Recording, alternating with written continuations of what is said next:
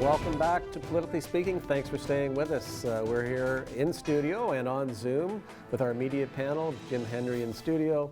We have Joel Kovac and Paul Rellinger joining us by Zoom. A topic that we want to talk about was recently reported was the mayor's comments and thoughts that the new Memorial Centre replacement wasn't really a priority. And Joel, I think you wrote the story in the Examiner. Well, I'm going to come to you first. People can understand, yeah, there's other priorities going on, but a big priority for our hockey playing, lacrosse playing, and other sporting events community is the need for a new arena. And what did the mayor impart to you about the potential for an arena replacement decision coming in the near future?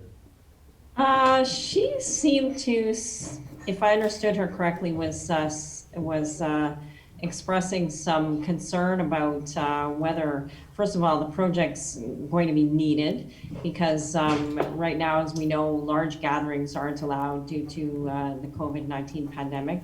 But she seemed to wonder whether, even if we get a vaccine, whether large gatherings will be the norm anytime soon. It was her perspective that it could be many, many years, or from what I understood anyway. I think she was suggesting that it may be a long time before we can put 5,000 people in the Memorial Centre shoulder to shoulder again. So do we really need such a large major arena and entertainment center? And also she was suggesting that revenue losses in COVID have meant that we are perhaps as a city even less able to afford it now than we were from a year ago or so when then it was questionable even then. So for her, it sounds as though it's not as big a priority as it had been before, and this was something that was part of her election platform, to come up with a viable plan to replace that arena. Now, I imagine the consultants were going to come forward, I think any time now in the next few weeks, to bring forward a report where they give further details about some of those shortlisted sites. But I'll be very interested to see what council has to say. I think there's going to be some varying opinions around that table about this. Paul, I know you're involved in sports. What are your thoughts on this one?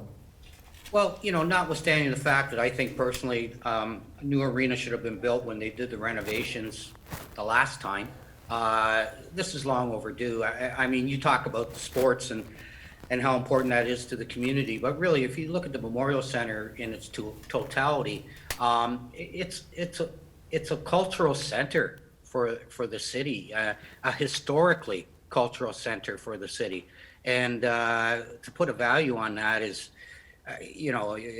impossible. And in a funny kind of way, for all the bad things that COVID have presented and all the challenges, one of the good things, if you can say anything good about COVID, is it's given us time. It's given us time, especially on a project like this, where maybe there wasn't that time before. And I personally think the time should be used to plan ahead. And I do believe, and people will argue this, but I do believe there will come a time when we will be able to get together again and go to hockey games and go to concerts. And when that time comes, we want to be able to hit the ground running. That's when that time comes. That's not the time to say, well, maybe we should look at building a new arena.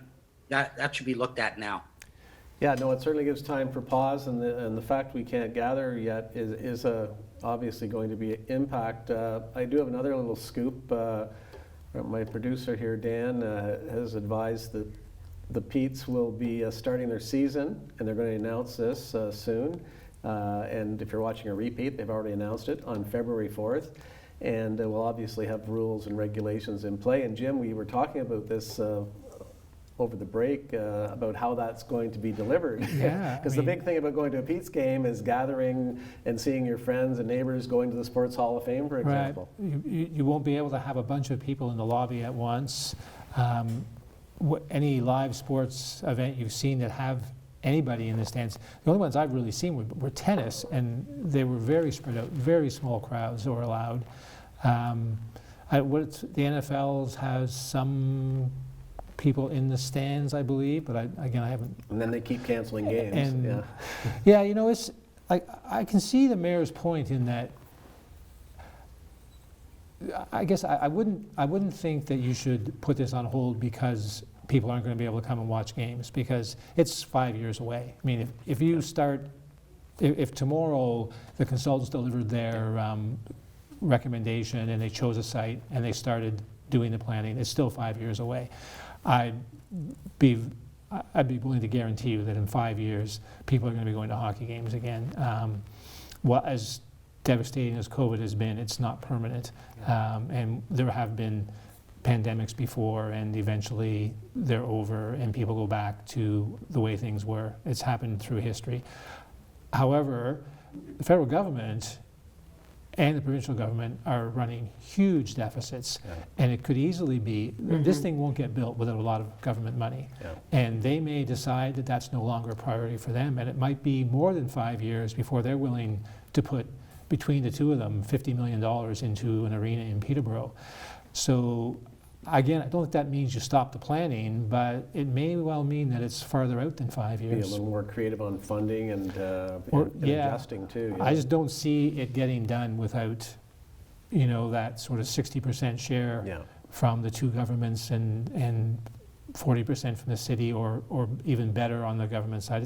They're talking $85 million now. It's going to end up being more than that by the time it comes around. But $85 million in today's dollars, if the city had to come up with $35 million for it, that would be a real stretch. It really would. And even though we know they have that in the PDI coffers, but I don't think they're going to dip into that.